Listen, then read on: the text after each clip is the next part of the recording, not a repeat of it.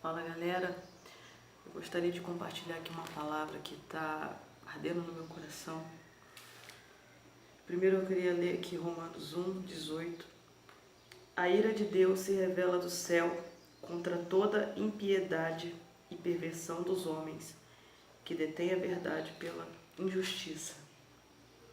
E Romanos 5:17. Se pela ofensa de um e por meio de um só reinou a morte, muito mais os que recebem a abundância da graça e o dom da justiça reinarão em vida por meio de um só, a saber, Jesus Cristo. Então,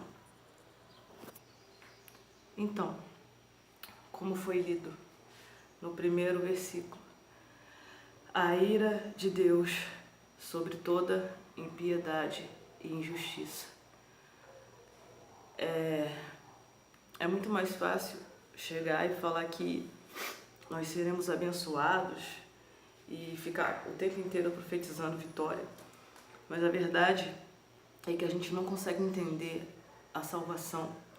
A gente não consegue entender o amor de Deus, porque a gente não consegue entender a nossa condição, a gente não consegue entender do que nós estamos sendo salvos, porque a gente fica nesse evangelho de prosperidade, nesse evangelho de vitória, e isso acaba ofuscando a verdadeira mensagem da salvação, a verdadeira mensagem da cruz.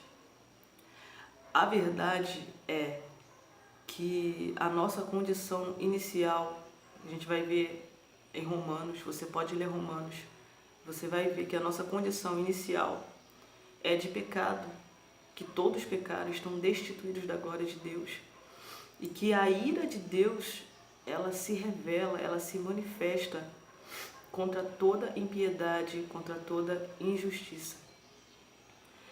E nós ficamos o tempo inteiro achando que Deus ele precisa nos amar, Ele precisa nos amar, que Deus é amor. E a gente não consegue entender que amor é esse, porque a gente também não entende como esse amor se manifestou pelas nossas vidas.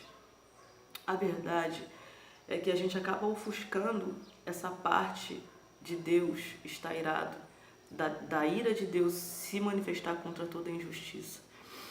Mas a verdade é que Deus odeia o pecado, Deus está irado contra o pecado, contra toda injustiça, porque Deus é justo, Deus é santo.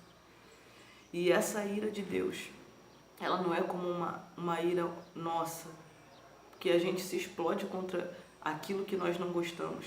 Quando nós vemos alguém assaltando, nós sabemos que isso é errado.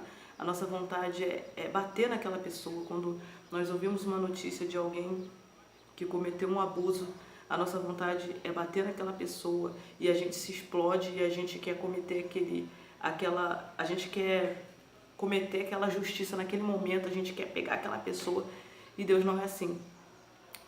Deus, ele está irado contra toda impiedade, contra toda injustiça.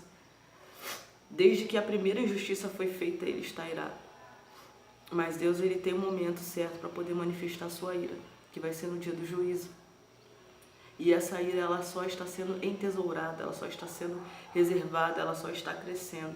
E vai chegar um momento que Deus, ele vai manifestar a sua ira contra toda a injustiça. E como todos os homens pecaram e todos estão destituídos da glória de Deus, essa é a nossa condição, todos nós somos alvos dessa ira, porque nós cometemos a injustiça, nós cometemos o pecado. E o fato de nós não conseguirmos entender que nós estamos nessa condição só nos mostra o quanto nós desconhecemos a Deus e a sua palavra. Porque se você é um pecador, você é um alvo da ira de Deus. Se você comete pecados, você é um alvo da ira de Deus. Só que Deus não é apenas um Deus irado. Deus é amor, e o amor dele se manifesta nesse momento em que nós somos pecadores, e que nós somos fracos, e que nós somos falhos, e que nós fazemos tudo que desagrada a Deus, e ele envia o seu Filho para morrer por nós. A obra da cruz, a obra na cruz, todo esse sofrimento que Jesus sofreu na cruz, na verdade é a própria ira de Deus sendo lançada nele, consumindo ele. E Ele, no nosso lugar, recebendo a nossa condenação, Ele já pagou o preço. Ele pagou o preço. Então, se você crê em Jesus, se você confessar Jesus, se você estiver em Jesus, é como se Ele entrasse na sua frente, recebesse a ira de Deus pela tua vida e Ele te salvasse. Então você é perdoado de todos os seus pecados, para não viver mais como escravo do pecado. O amor de Deus é tão grande que, por mais que a ira dele seja grande, Ele faz com que a misericórdia triunfe sobre o juízo e você não receba mais esse juízo, se você estiver em Jesus. Agora, se você não estiver em Jesus, a ira de Deus, ela permanece. Porque a única forma que tem de você ser salvo dessa ira, dessa condenação, desse juízo pelos seus próprios pecados, é estando em Jesus. Então, olhe para Jesus nesse momento, como aquele que te salva, como aquele que te justifica, como aquele que tem poder para te restaurar.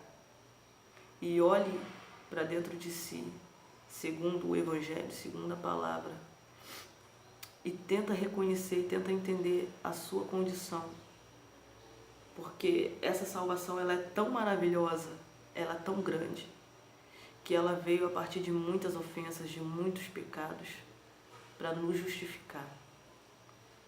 Então, essa é a mensagem que eu gostaria de compartilhar com você e espero que abençoe a sua vida.